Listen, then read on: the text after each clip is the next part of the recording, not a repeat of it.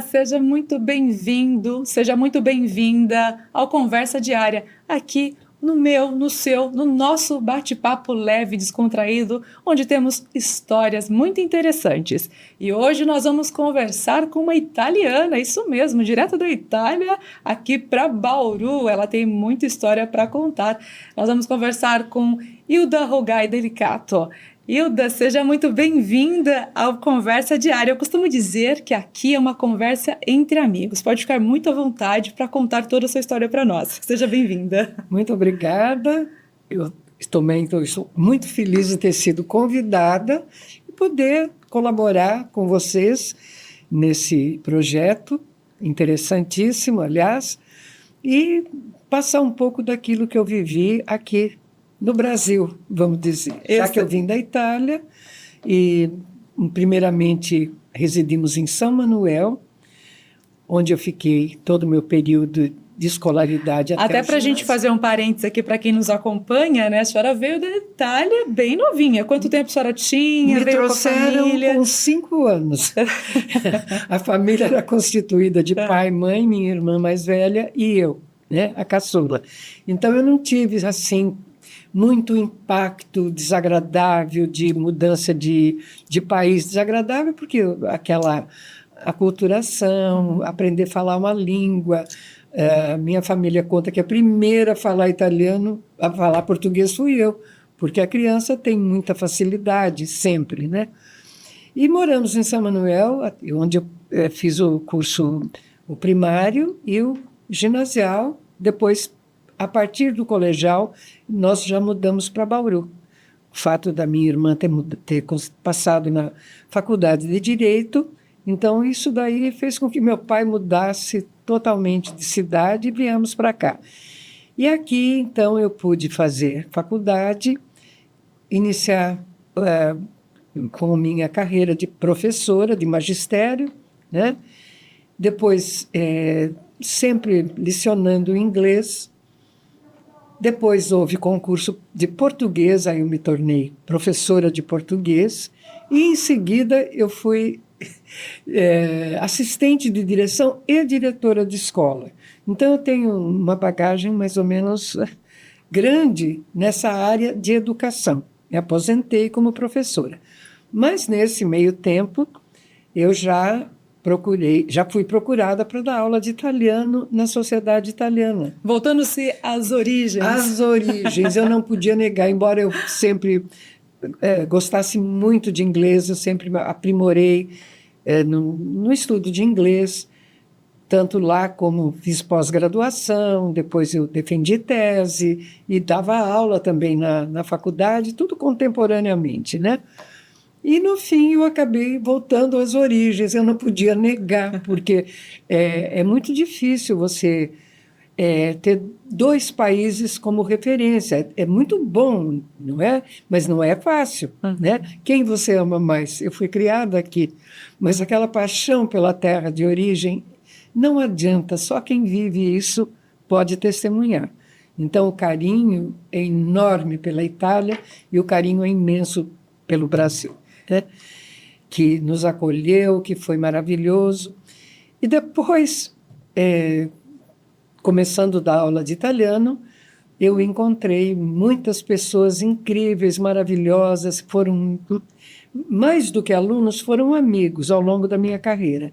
E um dia, fazendo aula de italiano comigo, Dr. Friedman, ele disse: Hilda, abriu a concorrência para o edital para tradutor e intérprete, tradutor de italiano e intérprete comercial.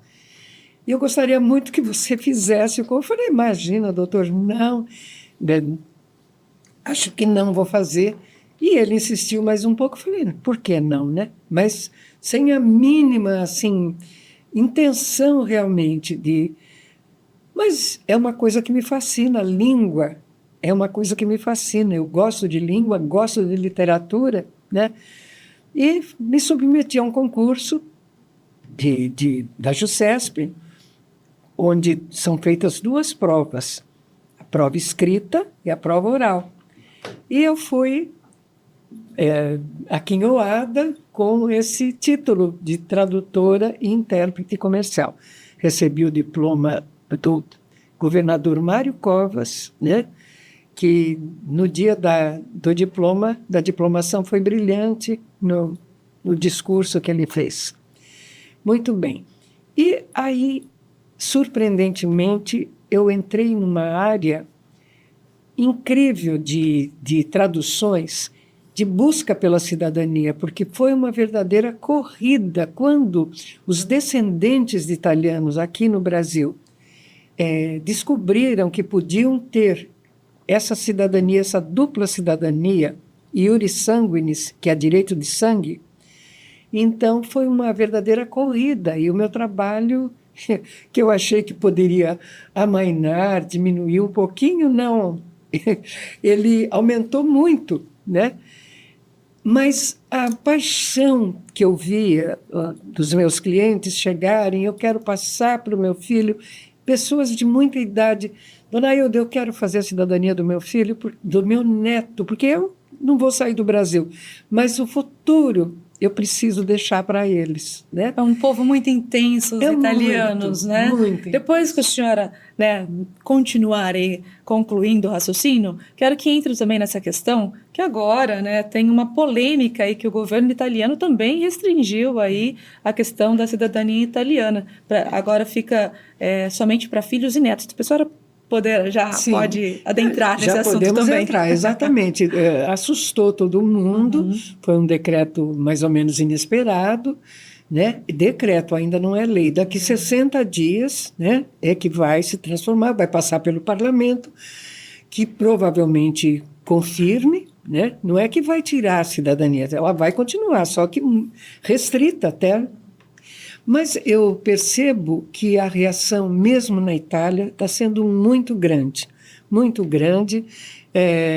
Vários advogados, já li reportagens e ouvi pessoas comentando, né, que é inconstitucional, porque isso é um direito que você nasce italiano. E aí, então, é reconhecida a sua cidadania. Tirar essa possibilidade é lesar demais, sabe? Eles falam até em traição do governo em relação aos estrangeiros, porque, afinal de contas, o italiano veio para cá há um século e milhares de italianos que ajudaram, na verdade, a construir o Brasil. E a senhora ajuda também, né? Muitas pessoas que querem conseguir essa cidadania. Sim, inclusive a senhora tem essa orientação, esse papel aqui na cidade. Eu sou tradutora, sem a tradução não é possível fazer. Há um tempo atrás eu procuro guiar, olha, precisa disso, isso. Hoje existem firmas, né, que preparam toda a documentação. Tenho muitos advogados, por exemplo, que preparam e mandam para mim. Precisa ser traduzido tudo isso, porque são muitos documentos. Mesmo quando é bisavô, de cada um, do primeiro, do ascendente italiano, você precisa de 4 documentos. A certidão negativa de naturalização, que diz que ele não se naturalizou. Se naturalizou, perde o direito. A certidão de nascimento italiana dele, a certidão de casamento e a de óbito. Aí, na sequência, o filho dele, aí nascimento, casamento e óbito, até chegar no interessado. Então, sempre são 10, 15, 20 documentos. Mas as famílias, já houve famílias assim de 7 irmãos, e de me trazerem 50, 60 documentos, porque cada um divide sua família, né? Mas um verdadeiro fascínio pela cidadania italiana. E a procura é intensa, acaba sendo intensa. E agora, com essa mudança... Agora, acredito que vai diminuir. Mas, mesmo que haja essa parada, os que já têm cidadania, eles precisam constantemente estar atualizando no AIRE, que é o órgão italiano no consulado, a atual situação da família. Então, se nasce uma criança, tem que ser feito a certidão e mandado lá para o consulado. Senão perde esse direito. Se casa alguém, não é que perde, a criança não tem direito. Sim. E o consulado fica sem referência exata do que é do atual estado da família. Se morre alguém, se nasce alguém, se divorcia, muito divórcio eu faço, né? Tradução, não divórcio, né? Então, tudo que acontece a partir de você ter cidadania italiana tem que ser traduzido, tem que ser feito e mandado o documento para o consulado. A senhora é uma referência não somente na questão da tradução da língua, mas também tem uma referência na questão dos costumes italianos. Inclusive, nós vamos entrar agora, que é na cultura italiana, né? Que acontece aqui, evento na cidade. Entra pra gente, comenta sobre esse evento tão bacana, que inclusive eu tive a oportunidade de participar, que é muito bom, por sinal. Quem não é italiano se sente italiano. Nossa, impressionante. A vibração, a alegria do povo italiano é incontestável, né? Então, na própria sociedade, quando comecei a Sociedade Italiana Dante Alighieri, né? Que é o nome do maior poeta da língua italiana. Referência, inclusive, para a língua italiana, porque, vou entrar no outro assunto, é cultura também, mas a partir de 1870, a Itália conseguiu ficar unida e passou a capital a ser Roma, né? Então, era uma verdadeira torre de Babel a questão de dialetos na Itália.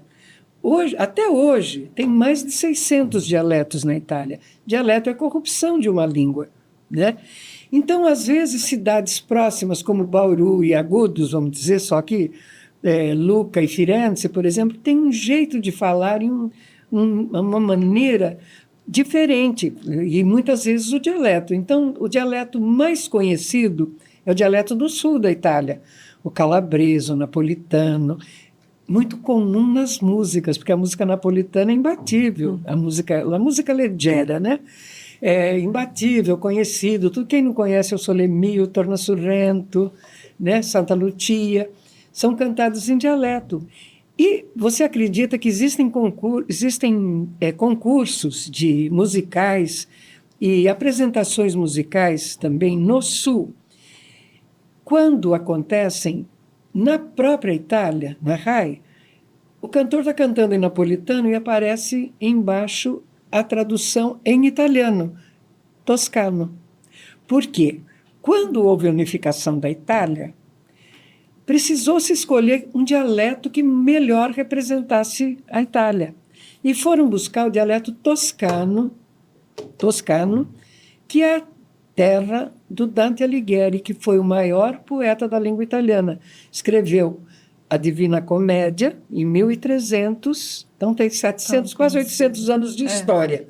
E é comum as representações italianas no Brasil, em todo lugar, terem esse ícone como referência, o Dante Alighieri. Mas quem foi Dante Alighieri, né? Que é uma grande referência, como a senhora está mencionando. Nós vamos entrar aqui também no momento das festas, dos festejos, como já iniciei aqui na pergunta também, mas antes nós vamos para um rápido intervalo, para deixar o pessoal com um gostinho de quero mais também. Muito bom, tá ótimo. E daqui a pouco a gente volta.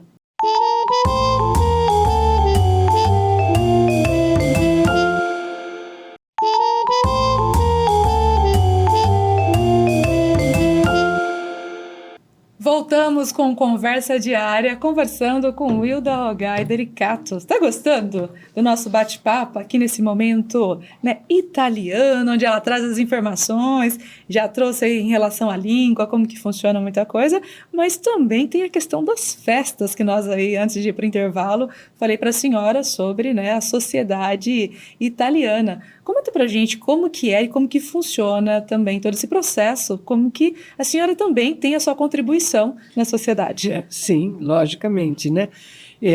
A diretoria está comigo desde então, desde que eu sou presidente, e raras exceções saíram, mas nós primeira mulher, né, como presidente? A primeira mulher. Quando foi? Em 2005. Eu continuo lá, né? O cargo está aberto aqui, por favor. Mas, enfim, enquanto estiver lá, continuam assim. Almoços mensais, na sociedade italiana, geralmente temáticos. O mês da mulher, o mês das mães, a festa da... As principais são a Festa da República Italiana, dia 2 de junho, e festa de 7 de outubro, que geralmente nós fazemos fora de lá, porque o número de pessoas que querem colaborar é muito grande. E na sociedade cabem apenas 100 pessoas. Proibido entrar mais, né? Fora isso, nós temos almoços mensais para as senhoras que compõem a diretoria ou não, e que colaboram com a confecção do enxoval. Elas trazem peças. Eu acho que eu já mencionei que a sociedade tem cunho benemerente, e atualmente nós entregamos em torno de 100 enxovais 2 vezes por ano, né? 60 e 60, para o Santa Isabel, né? E estamos também colaborando com fraldas geriátricas para algumas instituições da cidade, né? Tem esse cunho que realmente a sociedade não vai deixar nunca de fazer. Muito importante, e faz o diferencial aqui para as pessoas na cidade, que precisam, inclusive, né? Agora, voltando um pouquinho também para a questão desse momento italiano, da festa, para quem não conhece, e possa visualizar um pouquinho aí como que é essa festa, né? Tem dança, tem música, tem um bom vinho. Geralmente, sempre regado a vinho, sempre regado a vinho. Os almoços todos têm... Procura-se fazer massas, 2 carnes, entrada, geralmente salame, prosciutto e tutto quanto é italiano nas entradas, né? E sempre regado a vinhos. Nós temos, esse ano eu vou fazer 4 noites da polenta, porque a concorrência, uma será hoje, e a concorrência é tão grande, porque também a arrecadação vai um pouco para esse enxoval que eu lhe mencionei, né?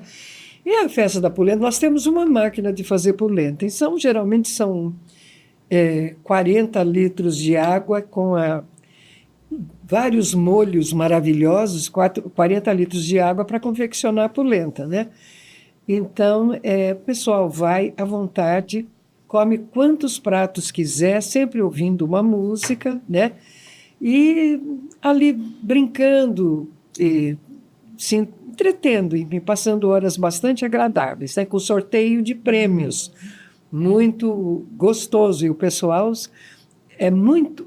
Olha, para você ter uma ideia, para a Festa da Polenta de junho já tem 40 ingressos marcados.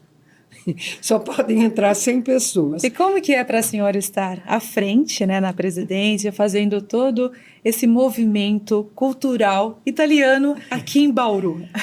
É um prazer imenso, é uma coisa que sabe, preenche a minha vida, preenche meu coração, o meu lado italiano, né?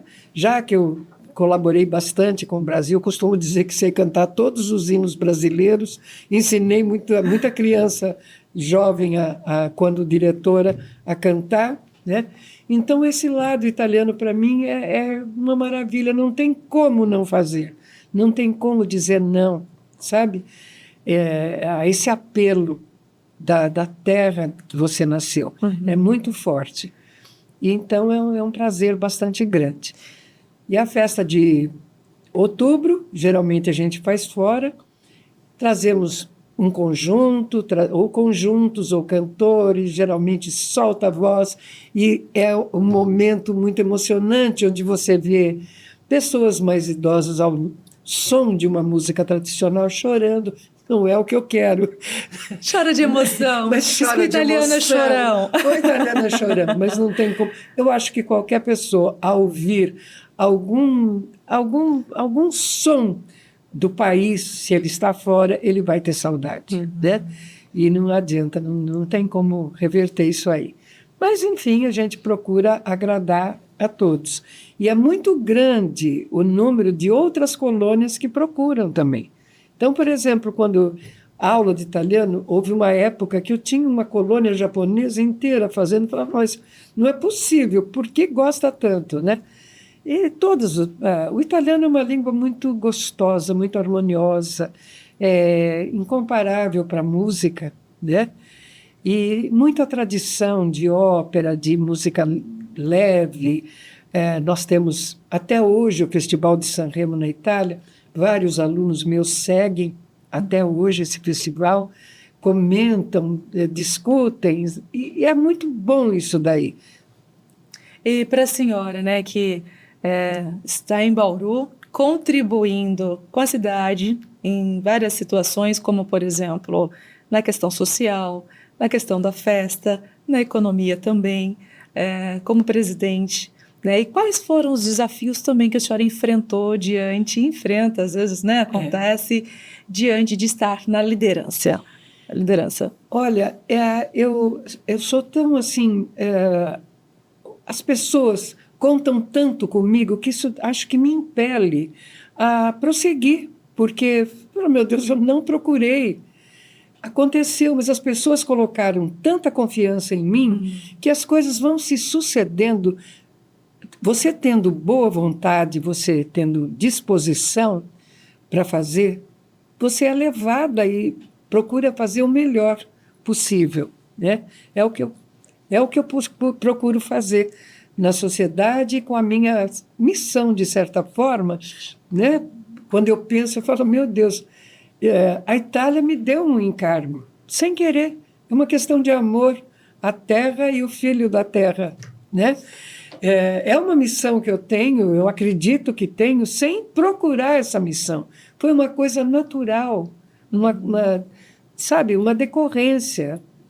Até a própria cidade tem agora um reconhecimento para a senhora, sempre também está em processo, né, também, né, nesse momento. E como que a senhora enxerga, então, a importância também de manter uma tradição cultural italiana aqui na cidade de Bauru? Nossa, isso daí é vital manter. Eu fico muito feliz quando outras cidades me procuram. Você pode me orientar para como eu devo fazer? Por que você consegue manter um ritmo de aconchegar os italianos aí? Como é que eu faço? Eu fiz um almoço, mas não consigo fazer o segundo, não tem quórum. A senhora também ajuda nessa questão da orientação? Sim, isso eu faço. Nossa, quantas... Gosta de cozinhar também? Gosto de cozinhar, mas eu não tenho mais tempo, porque a minha atividade agora, eu oriento, seleciono o que a nossa cozinha faz, sempre. E o cardápio sempre vem em italiano. Quando eu mando o convite para as pessoas, olha, será o almoço de junho, de agosto, de setembro. Então, existe um cardápio todo italiano, né? Lasanha, nhoque, fettuccine e così via. Muito bacana. Dona Hilda, para quem não conhece ainda e quer conhecer, né, esse espaço, a gastronomia italiana, como que faz? Procura a Sociedade Italiana, Rua 1º de Agosto, 625. Nós temos uma secretária, Jennifer. Se a pessoa quiser, muita gente gostaria de ser sócia. É um preço irrisório, né? Não vou mencionar aqui, mas a Jennifer conta. E então, apenas para ser sócio. Aí ele preenche um formulário e depois nós passamos pelo aprovo da diretoria, né? E em seguida ele se torna, para se sentir mais italiano. Se ele tem uma descendência italiana, ele quer estar presente, ele é convidado normalmente para ser sócio. Muito bom. A senhora, com todo esse histórico, essa trajetória aqui em Bauru, tem projetos futuros? Olha, o futuro a gente sempre tem. Nunca, não tenho planos de parar. Então, sempre eu estou vendo alguma recorrência para amanhã, alguma novidade que possa agradar os associados, principalmente, né? E os alunos. A gente tem muita procura de alunos, de pessoas que querem falar italiano e lembrar das tradições e fazer alguma coisa com essa cultura que eles passam a ter para entender a vida dos antepassados. Que é Isso super muito importante. bonito, que é muito importante. É a base histórica é a base. mesmo, como a senhora mesmo mencionou, a gente começou aqui a nossa conversa. Veio da Itália, de repente a senhora está, né, envolvida com a língua dando aula e atualmente aqui em Bauru, trazendo a gastronomia juntamente com toda essa alegria, essa festa gastronômica, que é muito importante também, que movimenta a economia na cidade. Sim, exatamente. Não deixa de ser Não também. deixa de ser. Isso é uma mensagem que a senhora deixaria, né, para quem nos acompanha, né, referente mesmo a esse povo tão alegre, os italianos e os próprios bauruenses também, né? Nossa. E região que convive e que quer conhecer um pouco mais sobre o trabalho da senhora, de todos os envolvidos aí. Então, a gente está às ordens na Sociedade Italiana, já mencionei o endereço, e eu incentivo todo mundo que continue com esse apego às raízes. Isso não tem preço, sabe? O valor que as pessoas podem dar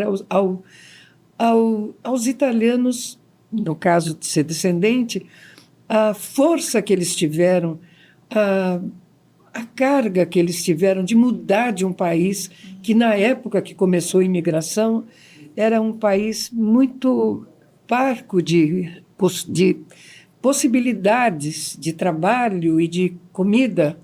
Então, eles vieram para o Brasil, para a Argentina, para os Estados Unidos, enfim, eles correram o mundo. É uma coisa importante que eu preciso registrar. A Itália tem hoje 58 milhões de habitantes. Existem 60 milhões de italianos no exterior. É a segunda Itália. E a Itália, o governo italiano sempre menciona isso com o maior respeito, o maior carinho pelos oriundi que estão fora, pelos italianos de fora. Então, por isso que essa lei, agora, essa ainda não é lei, esse decreto tomou todo mundo de surpresa. Na Austrália existe um número imenso de italianos. Mas eu acho que esse amor que ninguém consegue tirar, esse amor dos ancestrais, não há como.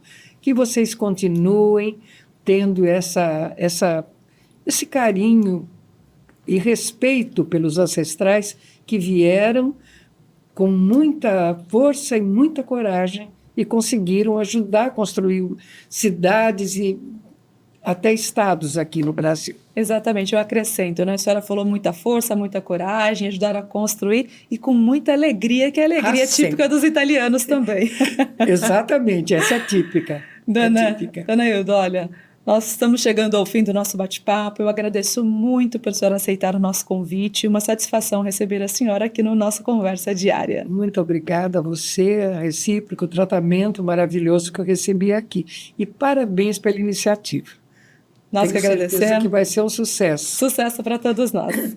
E você, gostou desse nosso bate-papo cultural italiano, nesse momento descontraído, com muita informação para você também, um pouquinho da Itália, aqui passado através, né, da Hilda Rogai. Ela trouxe para você, então, um pouquinho das experiências que ela tem. E, então, assim, como ela já mencionou, e eu reforço aqui, qualquer outra informação também pode procurar a instituição. E aqui vou deixando para você hoje o nosso forte abraço, nosso carinho muito especial. E lembre-se que você também pode ser o nosso próximo convidado. Continue com a gente nos acompanhando. Até mais, aquele forte abraço. Tchau, tchau.